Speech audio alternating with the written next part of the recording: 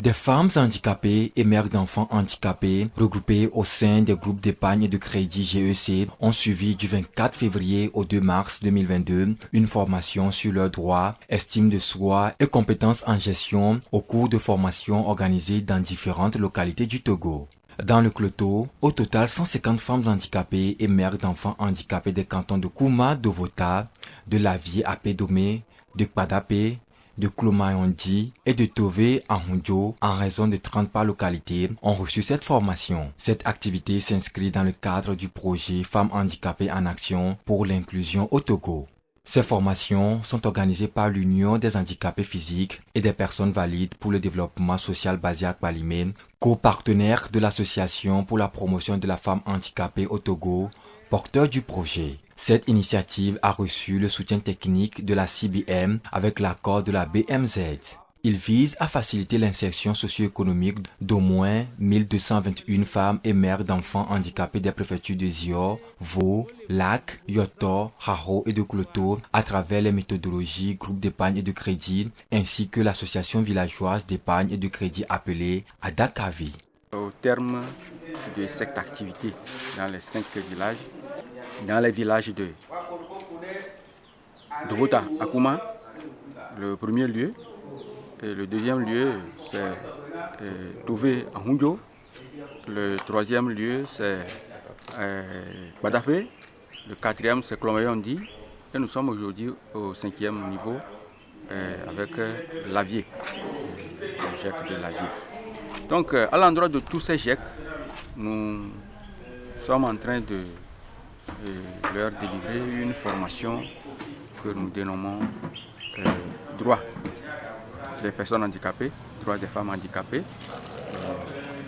D'une façon générale, nous parlons de droit chacun et nous leur délivrons également une formation relative à l'estime de soi, comment ils doivent se considérer et se donner de la valeur.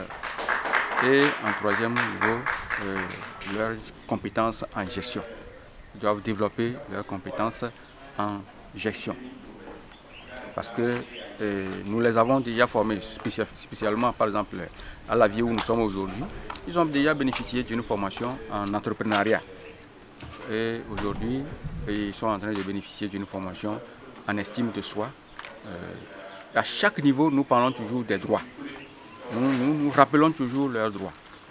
Et nous les insistons, n'est-ce pas, de défendre, de connaître, de mettre en pratique leurs droits et de faire leurs devoirs dans la localité. Et pour pouvoir arriver à leur autonomie, qui est l'objectif primordial de ce projet, il va falloir qu'ils se donnent eux-mêmes considération.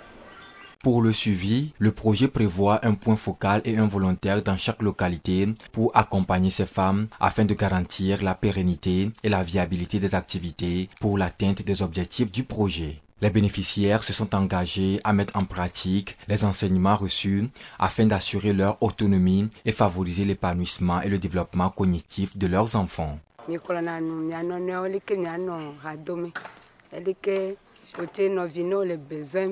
Kena kperem ke mia pete mia sola o fia nu mi to enene nono elike mia akpoga elike mia ko etasi kapi mia ten ko bénéfice ke mia viona dula pe mala o fia nu mi je ewu ne be ya dojo nana ikena cho kapi na dojo elike na sanwa elike na dura simi elike na azana pe me etela o fia nu mi ko kore.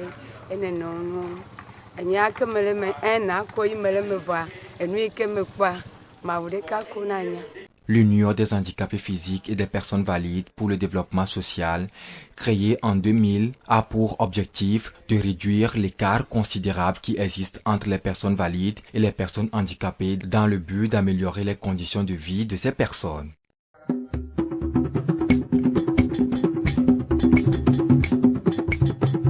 Amedovi menyo, ntameko